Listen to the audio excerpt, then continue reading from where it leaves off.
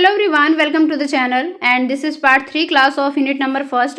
We have discussed all the topic of unit number 1st in part 1 and part 2 class, but there are some remaining topics which will be discussed in part 3 class. So let's start our class. और ये सभी जो topic है ये सभी हमने part 2 की class में डिस्कस किया था, जिसमें हमने फॉर्मल चैनल के बारे में बातचीत किया था। तो आज की जो क्लास है ये यहाँ से स्टार्ट करेंगे इनफॉर्मल चैनल से।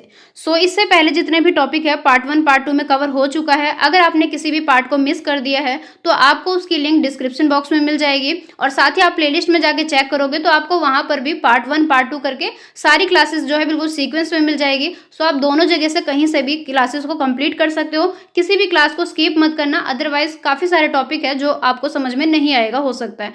सो इनफॉर्मल चैनल या फिर अनौपचारिक channel. Informal communication has no predefined channel और प्रोटोकॉल्स। अब यहाँ पर देखो फॉर्मल के अपोजिट में बातचीत किया जाएगा। जैसे फॉर्मल में सब कुछ पहले से प्री डिफाइन रहता है, प्री प्लान रहता है, सब कुछ सिस्टमेटिक तरीके से चलता है, बट इनफॉर्मल में इसका उल्टा हो जाता है, अपोजिट हो जाता है। यहाँ पर पहले से कोई भी चीज़ को डिफाइन नहीं किया जाता, कोई भी यहाँ पर चैनल जो है प्री डिफाइन और प्रोटोकॉल्स यहाँ पर नहीं पाए जाते हैं। ये जो चैनल होता है कहीं ना कहीं पर्सनल तरीके से ज़्यादा हो जाता है, जहाँ पर हम पर्सनली अपनी बातचीत को ज़्यादा रखते हैं, मतलब एक फ्रेंडली का एक माहौल बन जाता है जहाँ पर किसी भी चीज़ को शेयर किया जाता है। वहाँ पर ये नहीं देखा जाता है कि कौन किससे सुपरवाइजर है, कौन किसका लीडर है, एक फ्रेंड की तरह बातचीत किया जाता है। जैसे आप देखोगे किसी भी वर्क प्लेस पे जब हम जॉब करते हैं या कोई भी पर्सन जॉब करता है तो वहाँ पर उसके काफ़ी सारे फ्रेंड रहते हैं। तो हो सकता है कि वो फ्रेंड उनके सुपरवाइजर भी हो सकते हैं, लीडर भी हो सकते हैं, बट जब वो काम के अलावा जब बातचीत करते हैं तो वो बहुत ज़्यादा पर्सनली हो जाते हैं, एक फ्रेंड की तरह बातचीत करते हैं। तो वो क्या हो जाता है, एक इनफॉर्मल चैनल हो जाता है, एक अनौपचारिक चैनल हो जाता है, जिसके काफ़ी सारे बेनिफिट भी पाए जाते हैं, बट वो फॉर्मल एक तरीका नहीं होता है। यहाँ पर क्या है, चीज़ें ओरल तरीके से चलेंगे, मौखिक चलेंगे। ओरल का मतलब है यहाँ पर मौखिक, मौखिक का मतलब यहाँ पर हम ये नहीं कि अपने फ्रेंड को लेटर लिख के भेजेंगे, या फिर अगर हमें किसी चीज़ को शेयर करना है तो हम लेटर लिख के नहीं भेजेंगे, हम डायरेक्टली उनसे जाके बातचीत कर लेंगे। नॉन स्ट्रक्चर में रहेगा, पहले से संरचित नहीं रहेगा, नॉन डॉक्यूमेंटेड रहेगा। इसमें क्या है, कहीं ना कहीं हम fulfilling a social need to share. यहाँ पर हम क्या है, एक सामाजिक चीज़ों को, सामाजिक बातचीत को यहाँ पर हम रखना चाहते हैं, एक सामाजिक माहौल बनाना चाहते हैं जहाँ पर हम पर्सनली चीज़ों को ज़्यादा रखते हैं। अब इसी को देखो ग्रेप वाइन भी कहा जाता है, मतलब कि एक अंगूर की जो बेल होती है वो कहीं ना कहीं गुच्छे में काफ़ी सारी फैली रहती है। सेम ऐसे किसी भी संस्था में काफ़ी सारे व्यक्ति रहते हैं जो कि आपस में जुड़े हुए रहते हैं। काम को फॉर्मल तरीके से भी किया जाता है, बट काम को फॉर्मल तरीके से हटा के पीछे में एक इनफॉर्मल भी रहता है जहाँ पर वो आपस में बहुत ज़्यादा पर्सनली बातचीत करते हैं। तो ये ग्रेप वाइन भी बन जाता है। इसको हम काफ़ी ज़्यादा पॉजिटिवली भी ले सकते हैं, तो वो हमारे लिए बहुत ज़्यादा इफेक्टिव रहेगा। कैसे रहेगा, फर्स्ट पॉइंट में कहा गया है कि it is oral, flexible, multidirectional and can reach a range of employ in very short time. यहाँ पर कहा गया है कि सबसे पहले देखो ये एक तो ये मौखिक है, लचीली है, मतलब फ्लेक्सिबल का मतलब हो गया लचीला, और मल्टी डायरेक्शनल का मतलब होता है कि बहुत सारे दिशा में रहते हैं। और कोई भी जो पर्सन है किसी भी एम्प्लॉय के पास में काफ़ी ज़्यादा शॉर्ट टाइम में पहुँच सकते हैं। कि अगर हमें डायरेक्टली किसी बातचीत को शेयर करना तो हम ये नहीं सोचेंगे कि हम तो अपने सुपरवाइजर को ही रिपोर्ट कर सकते हैं, हम तो अपने लीडर को ही करेंगे, किसी तीसरे पर्सन के पास में हम जा ही नहीं सकते क्योंकि वो हमारे पास में वो अधिकार नहीं है। तो ऐसा वहाँ पर नहीं होता है बिल्कुल भी। अगर हमें किसी बातचीत को रखना तो हम डायरेक्टली उनके पास में चले जाएंगे जहाँ से हमारी नीड जो है वो कंप्लीट होती हो। तो ये फर्स्ट पॉइंट क्लियर हो गया। सेकंड में कहा गया है कि यहाँ पर क्या है कि यहाँ पर हम जनरेट कर सकते हैं इंपॉर्टेंट फीडबैक को। एक जो ईमानदारी वाली चीज़ है, ऑनेस्टी वाली चीज़ है और व्यू पॉइंट, वो यहाँ पर कहीं ना कहीं जनरेट होती है। इसके बाद में नेक्स्ट में कहा गया कि यहाँ पर क्या है, लोगों को हम मेंटली ज़्यादा प्रिपेयर कर सकते हैं। कि यहाँ पर हम क्या है, चीज़ों को ज़्यादा पर्सनली लेते हैं, एक सिंपल तरीके से लेते हैं, जहाँ पर हम ये नहीं सोचते कि कौन हमसे बड़ा है छोटा है। वहाँ पर हम चीज़ों को काफ़ी फ्रेंडली तरीके से रखते हैं। तो वहाँ पर क्या होता है कि कर्मचारियों को उनके मेंटली तरीके से काफ़ी ज़्यादा पहले से ही तैयार रखा जाता है, घबराया नहीं जाता है, मतलब एक सिंपली बात किया जाता है। इसके बाद में नेक्स्ट पॉइंट में कहा गया है कि यहाँ पर क्या है, स्थिति को फैलाने के लिए पहले से ही काम को इस तरीके से रखा जाता है कि सिचुएशन हमेशा कंट्रोल में रहती है, सिचुएशन हमेशा क्या है, एक सुरक्षा में रहती है कहीं ना कहीं। द ग्रेप वाइन चैन्स, जैसे मैंने आपको कहा कि इनफॉर्मल का जो पूरा चैनल है वो कहीं ना कहीं ग्रेप वाइन की तरह चलती है। जैसे अंगूर की जो बेल होती है सेम उसी तरीके से काम करती है। कैसे, किसी भी संस्था की तरह संस्था के अंदर इस तरीके की जो चैन है वो कहीं ना कहीं बन जाती है। जो जैसे बातचीत का जो तरीका है वो कहीं ना कहीं इस रूप में आ जाती है जिसको हम ग्रेप वाइन का नाम देते हैं। यहाँ पे काफ़ी सारे चैन के नाम पाए जाते हैं जिसको हम अलग अलग तरीके से समझेंगे। फर्स्ट वाले पॉइंट में कहा गया कि एक सिंगल चैन किस तरीके से रहती है। जो एक सिंगल चैन स्ट्रैंड है वो सबसे ज़्यादा कम जटिल तरीके से होते, कम से कम लिस्ट कॉम्प्लिकेटेड होती है। यहाँ पर क्या है कि जैसे मान लो कोई भी जो मैसेज है उसको ए से बी के पास पहुंचा दिया, बी से सी के पास पहुंचा दिया, सी से डायरेक्टली हमने डी को कह दिया। इस तरीके से पूरा एक जो पूरी जो है एक चैन बनती हुई चली जाती है, इस तरीके से एक स्ट्रेट लाइन में, जहाँ पे काफी सारे पर्सन होते हैं। मान लो ये ए है, ये बी है, ये सी है, इस तरीके से चलती रहेगी और कहीं ना कहीं मैसेज को इसी तरीके से पहुंचाया जाता है। ये काफी ज्यादा सिंपल तरीके से चलती है, यहाँ पे कोई भी कॉम्प्लिकेटेड सिचुएशन नहीं पाई जाती है।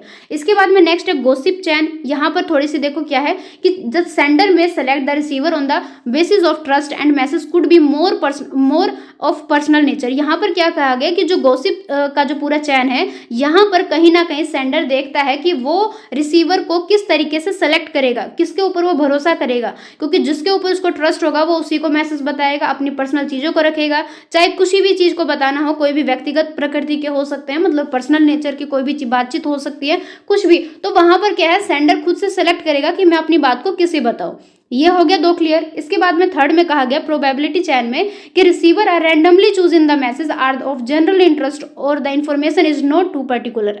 यहाँ पर कहा गया कि जो प्रोबेबिलिटी चैन है, यहाँ पर क्या है कि जो प्राप्त करता है, जो रिसीवर है, वो खुद ही डिसाइड करता है, रैंडमली चूज करता है। वहां पर फिक्स नहीं किया जाएगा किसको चूज किया जाएगा किसको नहीं, रैंडमली किसी भी पर्सन को वो चूज कर लेगा, क्योंकि जो संदेश है वो सामान्य रुचि के होते हैं, नॉर्मल से होते हैं, जिसको हम किसी भी को भी बता सकते हैं। होता है ना कि मान लो स्कूल में कोई एक ऐसी बातचीत हो हमारे पास में जहां पर हम ये नहीं सोचते कि ये तो हम अपने बेस्ट फ्रेंड को ही बताएंगे, हम किसी को भी बता देते हैं, तो वो क्या है एक सामान्य बात है जो कि किसी को भी बताया जा सकता है। वहां पर हम ये नहीं सोचेंगे कि ये बात हम किसको बताएं। लेकिन यहाँ पर देखो जो गॉसिप चैन है, यहाँ पर हम अपनी बातों को बहुत ज्यादा महत्व देते हैं, हम बहुत ज्यादा सीरियस रहते हैं ये सोच के कि हम अपनी बात को किसको बताएं। तो सेम ऐसे ही देखो किसी संस्था में भी सेम यही सारी चीजें पाई जाती है, बस फर्क हो जाता है कि वो हमारी एक संस्था है जहां पर हम काम करते हैं। तो गॉसिप चैन में इस तरीके की प्रकृति पाई जाती है, नेचर पाई जाती है, बल्कि प्रोबेबिलिटी चैन में इस तरीके से नहीं होता है। हम नॉर्मली एक सामान्य बात रहती है जो कि हम किसी को भी कह सकते हैं। इसके बाद में नेक्स्ट है क्लस्टर चैन। इसमें क्या हो जाता है कि इसका जो यूज है सबसे पहले क्यों किया जाएगा, संदेश को जब हमें बहुत सारे मैसेज को एक साथ मान लो हमें पहुंचाना है तो हम इसका यूज करते हैं। लेकिन इसका यूज जो है काफी ज्यादा केयरफुली करना चाहिए, क्योंकि इस प्रकार जो है मान लो यहाँ पर दिया गया है कि A select two individually B and C to share information. A ने सेलेक्ट किया कि मैं अपनी बात को बी और सी पर्सन को ही बताऊंगा, B and C share it further with a cluster of other who in turn convey it further through all receiver do not become sender. यहाँ पर क्या कहा गया है कि बी और सी जो है फिर किसी दूसरे व्यक्ति के साथ में इसको शेयर करेंगे, और ये जो क्रम है ना बिल्कुल बढ़ती हुई चली जाती है। कैसे, मान लो ये एक ए पर्सन है, इसने कहा कि मैं अपनी बात तो बी और सी को बताऊंगा बस, और किसी को नहीं बताऊंगा। बट अब हमें तो नहीं पता ना कि बी उस बात को रखेगा या नहीं रखेगा, किसी के पास बता ना दे। बट बी ऐसा निकला कि उसने दो पर्सन को और बता दिया, इसने जिसको बताया उसने भी किसी दो से ज्यादा के पास में शेयर कर दिया। तो उसकी जो बातचीत है वो एक ही, उसने तो दो ही पर्सन को बताया था, बट वो बातचीत जो है इतने लोगों के पास में फैल चुकी है कि उसको हम काउंट ही नहीं कर सकते हैं। इसको बोलते हैं क्लस्टर चैन। आई होप आपको समझ में आया होगा, थोड़ा सा हमने एग्जाम्पल लिया। तो यहाँ पर क्या है कि the various channel are used according to the type of information. यहाँ पर क्या है कि थोड़ा सा इन्फॉर्मेशन के अकॉर्डिंग देखा जाता है कि अपने चैनल का यूज़ कैसे किया जाएगा कैसे नहीं किया जाएगा, और पूरा क्रम जो है इसी तरीके से चलता है। तो हमने क्या समझा, यहाँ पर ग्रेप वाइन चैन में काफ़ी टाइप्स के चैन पाए जाते हैं। फर्स्ट है सिंगल चैन, जहाँ पर एक स्ट्रेट लाइन दिखाई देगा, सारे पर्सन अपनी बातचीत को एक रो में चलती रहेगी, ए बी को बताएगा, बी सी को बताएगा, सी डी को बताएगा, और ये चलती रहेगी। गॉसिप चैन में क्या है, हम सिर्फ उन्हीं को बताएंगे जिस पे हमको ट्रस्ट रहेगा, हमें पता रहेगा कि ये बात मैं उसी को बताऊंगी और किसी को नहीं बताऊंगी। इस तरीके से प्रोबेबिलिटी चैन में एक सामान्य बात है जो कि हम किसी को भी बता सकते हैं। मान लो ऑफिस में हम गए, हमने कह दिया कि मैं कल छुट्टी लूंगा, हमने सबको बता दिया, या हमने किसी को भी बता दिया, हमने ये नहीं सोचा कि कौन हमारी बातों को सीक्रेट रखेगा या नहीं रखेगा, क्यों, उस बात को हमें छुपाना ही नहीं है, हम तो कल छुट्टी लेंगे ही, तो उसको हम पहले ही सारे ऑफिस में फैला देंगे। ये होता है प्रोबेबिलिटी चैन।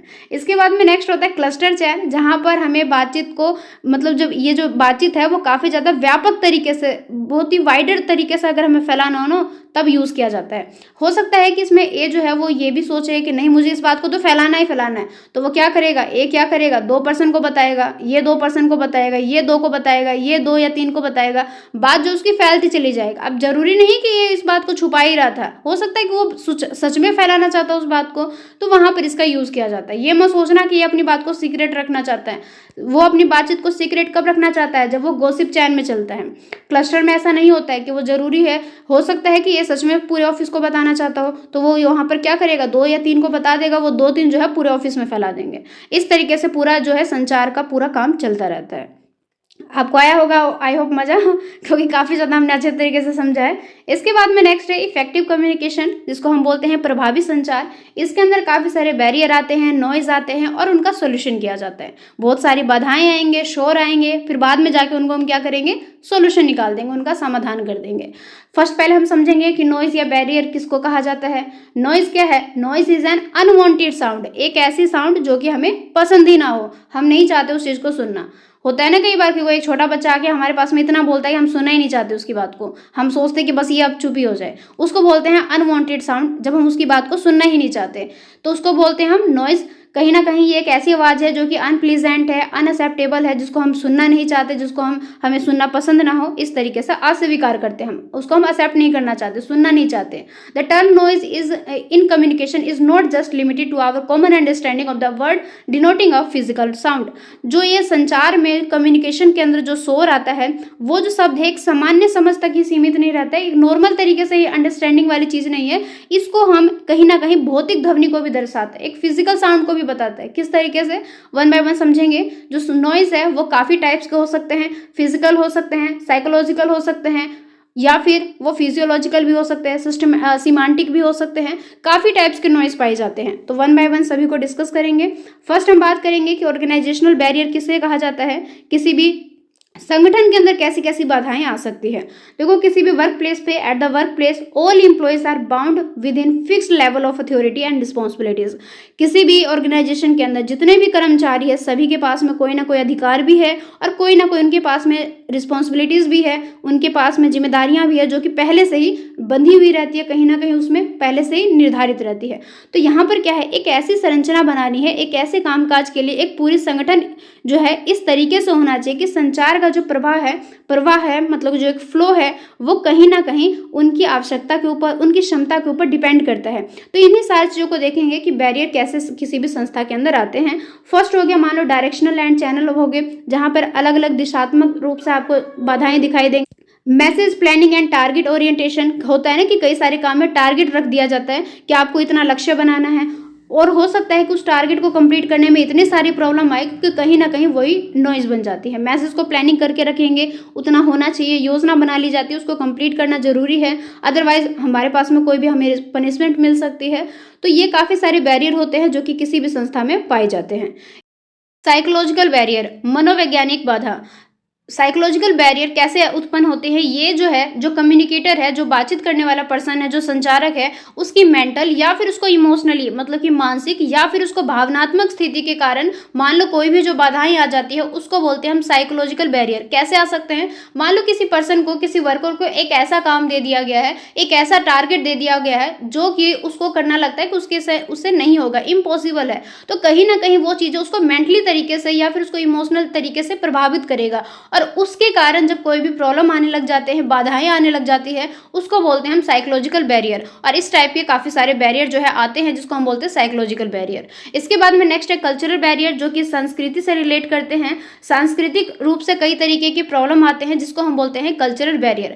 कैसे आ सकते हैं, देखो, एक वर्क प्लेस पे काफ़ी सारे पर्सन काम करते हैं, जरूरी तो नहीं सारे वर्कर किसी एक स्टेट से ही बिलोंग करते हो, अलग अलग स्टेट से भी तो पर्सन आके एक जगह पे काम कर सकते हैं। जैसे मान लो कोई दिल्ली से है, कोई हरियाणा से है, कोई पंजाब से है, कोई किसी स्टेट से है। तो हर एक स्टेट से जब पर्सन अलग अलग तरीके से आते हैं, कि अपनी एक कल्चर है, अपनी एक भाषा है, अपनी एक खाने पीने की एक आदत है, अपनी एक ड्रेस पहनने का कोड है, तो वहाँ पर क्या हो जाता है कि जब अलग अलग पर्सन की अलग अलग इस तरीके से पसंद नापसंद होती है, तो वो कहीं ना कहीं एक वर्क प्लेस पे बाधाओं को उत्पन्न करती है। क्योंकि सारे अलग अलग टाइप्स के पर्सन हैं, सभी के अपने अपने फेस्टिवल आएंगे, सभी के अपने अपने खाने के पसंद होंगे, टेस्ट होंगे, बिहेवियर होगा, तो ये भी कई बार क्या है, प्रॉब्लम को क्रिएट कर देते हैं। इसको बोलते हैं हम सांस्कृतिक बाधाएं। जैसे कि इसको और भी तरीके से इसको डिफाइन डिफाइन किया गया है कि मान लो जितने भी व्यक्ति है सभी के जो है किसी न किसी तरीके से कल्चर ग्रुप से वो रिलेट करेगा, संबंधित करेगा। तो ये क्या है, उनके वर्बल या फिर नॉन वर्बल दोनों ही तरीके से उनको इफेक्ट करेगा। क्योंकि हम ये क्या कह सकते हैं, कैसे नहीं कह सकते, ये हमारे कल्चर को या हमारे एटीट्यूड को कहीं ना कहीं वो निर्भर करता है, हमारे इस चीज़ के ऊपर डिपेंड हो जाता है। कि होता है ना कि कई पर्सन काफ़ी ज़्यादा पोलाइटली बिहेव करते हैं, कई ज़्यादा बहुत मतलब बोलेंगे सही से लेकिन हमें लगेगा काफ़ी ज़्यादा रूडली बोल रहे हैं, बट वो उनका एक टोन ही है बोलने का। तो वो क्या हो जाता है, ये डिपेंड करते हैं उनके कि वो बैकग्राउंड क्या है, वो कहाँ से बिलोंग करते हैं, उनकी लैंग्वेज क्या है, इसके ऊपर हो जाता है। तो एक वर्क प्लेस पे जब अलग अलग तरीके से व्यक्ति रहेंगे, वो मिलजुल कर काम करेंगे, बट कई बार ऐसे प्रॉब्लम भी आने लग जाते हैं जिसको हम बोलते हैं कल्चर बैरियर। इसके बाद में नेक्स्ट है लिंग्विस्टिक बैरियर, जो कि भाषाएं संबंधित बाधाएं हैं। कैसे, देखो अभी हमने जैसे मैंने आपको ये डिस्क्राइब किया कल्चर बैरियर, तब भी मैंने आपको भाषा को लेकर बातचीत कहा, लेकिन जो कल्चरल बैरियर है और जो लिंग्विस्टिक बैरियर है, दोनों में डिफरेंस क्या है, देखो ध्यान से समझना इस बात को। जो कल्चरल बैरियर है ना, इसमें काफ़ी सारी चीज़ों को इंक्लूड किया जाता है, जैसे कि उनके लैंग्वेज को भी रिलेट किया जाता है, इंक्लूड किया जाता है, फूड हैबिट को भी, कि उनके खाने पीने की क्या पसंद है क्या नापसंद है, उनकी ड्रेस को लेकर भी कि वो अगर किस स्टेट से है तो उनको कैसा पहनावा है उसको लेकर भी, और उनका एक सोशल पैटर्न के बिहेवियर को भी। तो हम कहने का मतलब ये है कि कल्चरल बैरियर में काफ़ी सारे पॉइंट आते हैं, काफ़ी सारे एलिमेंट्स आते हैं, जिसके बेस पर काफ़ी सारे प्रॉब्लम क्रिएट हो जाते हैं, जिसको हम बोलते हैं कल्चरल बैरियर। लेकिन जो लिंग्विस्टिक बैरियर है, ये सिर्फ और सिर्फ लैंग्वेज से रिलेट करेगा, इसमें कोई सेकंड या थर्ड चीज़ नहीं आएगा, इसमें सिर्फ और सिर्फ भाषा से संबंधित जो बाधाएं आते हैं उसको बोलते हैं हम लिंग्विस्टिक बैरियर। ये भी एक बाधा बड़ी बन जाती है। कैसे बन जाती है, देखो एग्जाम्पल के लिए मान लो किसी फॉरेन कंट्री का, किसी भी देश का कोई भी एक कंपनी है जो कि इंडिया में वर्क करती है, तो उस कंपनी में काम करने के लिए हमें उस देश की भी तो लैंग्वेज आनी चाहिए, तभी हम वहाँ के पर्सन से बातचीत कर पाएंगे। जैसे कि मान लो फॉर एग्जाम्पल के लिए कोई एक फ्रांस का या फिर किसी भी कोई भी देश है जो कि इंडिया में काम कर रही है, अपनी कंपनी को उन्होंने ओपन कर रखा है, उस कंपनी में अगर हम काम करना चाहते हैं तो हमें कहीं ना कहीं उस देश की लैंग्वेज आनी चाहिए, तभी हम वहाँ के लोगों से बातचीत कर पाएंगे। हिंदी का भी यूज़ किया जाएगा मोस्टली, बट हमेशा ऐसा पॉसिबल नहीं हो पाता, कई बार हमें उनकी भाषा का भी यूज़ करना पड़ता है, तो वो एक बैरियर बन जाता है। हो सकता है किसी पर्सन को भाषा आता ही ना हो, तो वो क्या करेगा, तो वो तो सही तरीके से बातचीत नहीं कर पाएगा। तो ये एक ऐसे बैरियर है जो कि भाषा से रिलेट करता है। इसको हम और भी तरीके से समझ सकते हैं। मान लो कि आप इंडिया में ही किसी ऐसे साइड चले जाओ जहाँ पे उनकी लोकल लैंग्वेज को ज़्यादा से ज़्यादा यूज़ किया जाता है, बट वहाँ की लोकल लैंग्वेज हमें आती ही नहीं है, तो हम वहाँ के लोगों से बातचीत कर ही नहीं पाएंगे सही तरीके से। तो वो क्या हो जाती है, एक ऐसी बाधा बन जाती है जो कि हमारे भाषा से रिलेट हो जाते हैं, जो कि हमारे लैंग्वेज से रिलेट करते हैं। तो ये भी कई बार क्या है कि एक बड़ी समस्या को बना देते हैं, जिसको हम बोलते हैं लिंग्विस्टिक बैरियर। इसके बाद में नेक्स्ट है सिमांटिक प्रॉब्लम। ये अर्थ संबंधी प्रॉब्लम है। अर्थ संबंधी का मतलब क्या है, जैसे कि एक ही वर्ड के काफी सारे मीनिंग हो सकते हैं, तो वो हमारे ऊपर डिपेंड करता है ना कि हम उसको क्या समझ के चले। कई बार हम उसको कुछ भी समझ सकते हैं, कई बार हम कुछ और भी समझ सकते हैं। तो वो जब हम अर्थ को लेकर, वर्ड की मीनिंग को लेकर जब हम कंफ्यूज हो जाते हैं, उसको हम सही तरीके से नहीं समझ पाते हैं और वही एक प्रॉब्लम बन जाती है, उसको बोलते हैं सिमांटिक प्रॉब्लम। जैसे कि देखो, आप अगर हम कॉमर्स बैकग्राउंड के स्टूडेंट को लेकर बातचीत कर लो, तो अगर हम 11 से लेकर कॉमर्स पढ़ते आ रहे हैं तो काफ़ी सारे ऐसे वर्ड हैं जो कि हमें पता है, बट जरूरी नहीं है वो सारे वर्ड एक आर्ट स्टूडेंट के बच्चों को भी या एक साइंस वाले स्ट्रीम के बच्चों को भी पता हो, ऐसा जरूरी नहीं हो पाता है। कई सारे टेक्निकल वर्ड है जो कि सिर्फ और सिर्फ उन्हीं को पता रहता है जो कि उस फील्ड में जाके काम करते हैं। तो वो कहीं ना कहीं एक सिमांटिक प्रॉब्लम बन जाती है दूसरे बच्चों के लिए, दूसरे स्टूडेंट के लिए। मान लो कोई एक कॉमर्स का स्टूडेंट है जो कि 11 से लेके अब तक कॉमर्स के फील्ड में ही अपना पढ़ाई कर रहा है, उसको हर एक चीज़ के बारे में पता होगा, मीनिंग के बारे में पता होगा। बट एक ऐसा स्टूडेंट है जो कि उसने 11 12 तो आर्ट से किया, बट ग्रेजुएशन में आके उन्होंने मान लो बीकॉम कर लिया, तो अब उनको क्या है, कई सारे ऐसे प्रॉब्लम आएंगे, कई सारे ऐसे वर्ड आएंगे जो कि एक्चुअल में उनको मीनिंग ही नहीं पता होगा। तो वहां पर उनको उन सारी चीज़ों को समझना पड़ेगा, थोड़ा सा टाइम देना पड़ेगा। तो ये हो जाती है अर्थ संबंधी, जिसको हम टेक्निकल प्रॉब्लम भी बोल सकते हैं, टेक्निकल लैंग्वेज को लेकर भी बोल सकते हैं, जहाँ पे अर्थ संबंधी प्रॉब्लम आने लग जाते हैं। इसको बोलते हैं हम सिमांटिक प्रॉब्लम, जो कि कई बार कंफ्यूजन या फिर मिसअंडरस्टैंडिंग वाली चीज़ों को भी जनरेट कर देती हैं। बट वर्ड्स में है मल्टीपल मीनिंग, क्योंकि हो जाते हैं कई बार ऐसे वर्ड्स होते हैं जिसके मल्टीपल मीनिंग होते हैं, सो लीड टू कंफ्यूजन और मिसअंडरस्टैंडिंग, जो कि कई बार कंफ्यूजन या फिर मिसअंडरस्टैंडिंग को भी जनरेट कर देते हैं। इसके बाद में नेक्स्ट है प्रॉब्लम्स ऑफ डिकोडिंग। डिकोडिंग का मतलब क्या होता है, हमने जब टाइप्स के बारे में पढ़ा था कम्युनिकेशन के प्रोसेस के अंदर, तो हमने ये देखा था कि डिकोड कौन करता है, मतलब कि जो डिकोडर होता है, जिसे हम रिसीवर भी कहते हैं, वो कहीं ना कहीं मैसेज को डिकोडिंग करता है, उसको समझने की कोशिश करता है, उसको जानने की कोशिश करता है कि मैसेज में क्या लिखा गया है क्या नहीं। तो जब वो मैसेज को समझने की कोशिश करता है, जानने की कोशिश करता है, दैट इज डिकोडिंग। तो उसको हम बोलते हैं डिकोड करना। तो यहाँ पर कैसे प्रॉब्लम आ सकते हैं, लेकिन यहाँ पर हम बात करें प्रॉब्लम्स को लेकर। डिकोडिंग से रिलेटेड जब प्रॉब्लम आने लग जाते हैं, उसी को बोलते हैं प्रॉब्लम्स ऑफ डिकोडिंग। मान लो किसी पर्सन के पास में कोई मैसेज आता है, वो रिसीव कर लेगा मैसेज को पढ़ेगा, बट कई बार क्या हो जाता है कि वो उस मैसेज को समझ नहीं पा रहा। हो सकता है उसमें काफ़ी सारे प्रॉब्लम हो, लेटर में भी दिक्कत हो सकती है, मैसेज में भी दिक्कत हो सकते हैं, उसके वजह से वो मैसेज को समझ नहीं पा रहा, मतलब कि मैसेज को वो अपनी तरीके से समझ ही नहीं पा रहा, डिकोड ही नहीं कर पा रहा। तो जब इस तरीके से जब प्रॉब्लम आने लग जाते हैं, उसको बोलते हैं प्रॉब्लम ऑफ डिकोडिंग, जहां पर रिसीवर जो है मैसेज को डिकोड नहीं कर पाता है बहुत सारे रीजन के वजह से। तो ये वो लैक ऑफ नॉलेज भी हो सकता है, जरूरी नहीं है कि भाई वो मैसेज ही हमेशा गलत हो। कई बार क्या है कि रिसीवर के पास में लैक ऑफ नॉलेज है, नॉलेज की कमी है या स्किल नहीं है जिससे वो समझ पाए। कई बार दूसरे प्रॉब्लम भी आ सकते हैं, प्रॉब्लम का कोई भी एक कारण नहीं है, कुछ भी हो सकता है। तो उसके वजह से कहीं ना कहीं डिकोड करने में जब प्रॉब्लम आएगी, that is problems of decoding. इसके बाद में नेक्स्ट फीडबैक मीन्स प्रतिक्रिया। मैसेज के अंदर फीडबैक को बहुत ही ज़्यादा इंपॉर्टेंस दिया जाता है, क्योंकि फीडबैक के थ्रू ही पता चल पाता है कि एक्चुअल में जो मैसेज है वो रिसीवर के पास पहुंच गया है या नहीं पहुंचा है, या फिर रिसीवर ने क्या रिस्पॉन्स किया है, पॉजिटिव किया है, नेगेटिव किया है, या फिर उन्होंने फीडबैक में किसी प्रॉब्लम को हमारे साथ में शेयर किया है। ये सारी जो जानकारी है वो हम फीडबैक के थ्रू ही जान पाते हैं। तो फीडबैक को बहुत ही ज़्यादा इंपॉर्टेंस दिया जाता है। अपनी कम्युनिकेशन को इफेक्टिव बनाने के लिए फीडबैक को हमेशा महत्व दिया जाता है। To make the feedback truly successfully, the sender should openly accept feedback and response positively। Feedback को सक्सेसफुली बनाने के लिए सेंडर को हमेशा फीडबैक को एक्सेप्ट करना चाहिए और उस पर हमेशा पॉजिटिव तरीके से रिस्पॉन्स करना चाहिए। ट्रांसमिशन लॉसेस, ये एक ऐसी हानियां हैं जो कि ट्रांसमिशन के कारण हो जाती है। कई बार क्या हो जाता है कि हम किसी चीज़ को लेकर पहले से ही अजम्पशन लेके चलते हैं, पहले से ही धारणा बना लेते हैं, जिसके कारण जो मैसेज का जो मीनिंग है वो कहीं ना कहीं खो जाता है। कैसे? जैसे कि मान लो फॉर एग्जाम्पल के लिए किसी पर्सन से हमें बार बार लेटर आते हैं हमारे वर्क प्लेस पे, तो वो लेटर जो है हर एक बार जो है किसी काम के नहीं होते। तो हम एक ऐसा भी टाइम आ सकता है जब वो व्यक्ति हमें लेटर भेजेगा और हम ये सोचेंगे कि नहीं, ये जो पर्सन है ये हमेशा ऐसे लेटर भेजता है जो कि हमारे काम का नहीं होता है। तो हम उसको क्या सोचेंगे कि इस बार इस लेटर को हम ओपन ही नहीं करेंगे, बिकॉज उसमें हमारे काम की बात रहती ही नहीं है। बट हो सकता है ना कि इस बार उन्होंने जो लेटर भेजा है वो हमारे काफ़ी काम की है, तो हम क्या करेंगे, एक पहले से ही धारणा बना लेंगे कि नहीं, इस लेटर को मुझे ओपन ही नहीं करना, मुझे देखना ही नहीं है कि उन्होंने क्या कहा है। तो वो एक पहले से जो धारणा बना लेते हैं, जिसके वजह से हमारे मैसेज की जो इंपॉर्टेंस है वो कहीं ना कहीं खो जाता है। उसको बोलते हैं ट्रांसमिशन लॉसेस, जो कि मेनली अजम्पशन को लेकर प्रॉब्लम आते हैं, जहां पर हम पहले से ही किसी भी चीज को लेकर एक धारणा बना लेते हैं और इससे भी कई बार क्या हो जाता है कि कोई भी प्रॉब्लम हो सकते हैं। इसी के साथ में at time language might become a limitation, और कई बार क्या हो जाती है कि जो हानियां है वो कहीं ना कहीं शब्दों के यूज के थ्रू भी हो सकता है। कैसे? तो यहाँ पर कहा गया है कि एडवाइस के थ्रू बताया गया है कि use of simple and direct word can help reduce transmission losses. और इस लॉसेज को करने के लिए हमें हमेशा एक तो सबसे पहले सिंपल वर्ड का यूज करना चाहिए, डायरेक्टली वर्ड बोलना चाहिए, कोई भी इनडायरेक्टली या फिर कोई भी ऐसे वर्ड यूज नहीं करना जिसका मीनिंग मल्टीपल हो या फिर जो रिसीवर है वो समझने में उसको प्रॉब्लम आए, दिक्कत आए। तो इन सारी चीज़ों को हमें कम करना चाहिए, जिससे ट्रांसमिशन लॉसेज को कम किया जा सकता है। स्टाइल ऑफ प्रेजेंटेशन, प्रस्तुति की शैली। इस टॉपिक के अंदर हम बात करेंगे कि जब ओरल कम्युनिकेशन किया जाए या फिर जब रिटन कम्युनिकेशन किया जाए तो वहां पर हमारे स्टाइल ऑफ प्रेजेंटेशन किस प्रकार से होना चाहिए। तो पहले हम बात करेंगे ओरल की। All message should be framed according to the requirement context. जितने भी हमारे मैसेज रहते हैं वो हमेशा किस तरीके से फ्रेमिंग होनी चाहिए, हमेशा वो रिक्वायर्ड कॉन्टेक्स्ट के अकॉर्डिंग उनकी जो फ्रेमिंग है मैसेज की वो हमेशा होना चाहिए। मतलब कि आवश्यक जो एक संदर्भ है, जो एक नीड वाली चीज़ है, उसके अनुसार हमेशा मैसेज की फ्रेमिंग होनी चाहिए।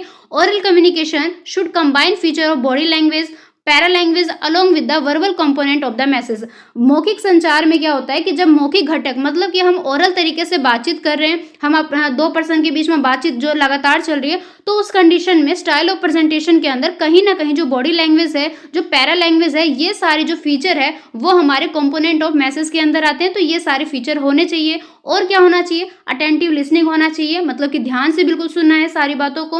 ओपन रिस्पॉन्स टू फीडबैक, और फीडबैक देने के लिए हमेशा ओपन रिस्पॉन्स रिस्पॉन्स करना है, मतलब कि एक तरीके से हमेशा रेडी रहना है कि जब भी हमें फीडबैक देना है तो हम तुरंत ही अपनी प्रतिक्रिया दिखाएं, अपनी रिस्पॉन्स दे कि हम हमारा फीडबैक किस प्रकार से है। क्योंकि हो सकता है कि if one of the communicator is a senior, मान लो कि एक ऐसी सिचुएशन है जहां पर कम्युनिकेटर जो है एज अ सीनियर है, तो वहां पर उसे क्या करना है, ये सारे जो रिक्वायरमेंट है उसको कहीं ना कहीं फुलफिल करना है। Fulfilling communication for the parties concern, मतलब कि जितने भी वहां पर व्यक्ति है या जितने भी वहां पर पार्टीज है, जितने भी व्यक्ति है, उन सभी के लिए एक संतोषजनक, उनको उनकी जो रिक्वायरमेंट है या जो उनकी जो नीड है उसको फुलफिल करने वाला जो कम्युनिकेटर है वो होना चाहिए, और उसके अंदर भी वो सारे फीचर होने चाहिए जिससे वो अपनी स्टाइल ऑफ प्रेजेंटेशन को काफी ज्यादा बेटर तरीके से प्रेजेंट कर पाएगा। ये था हमारा style of presentation oral communication को लेकर। तो हमने यहाँ पर क्या समझा, सबसे पहले तो मैसेज फ्रेमिंग कैसी होनी चाहिए, हमेशा आवश्यक संदर्भ के अनुसार होना चाहिए, रिक्वायर्ड कॉन्टेक्स्ट के अकॉर्डिंग होना चाहिए।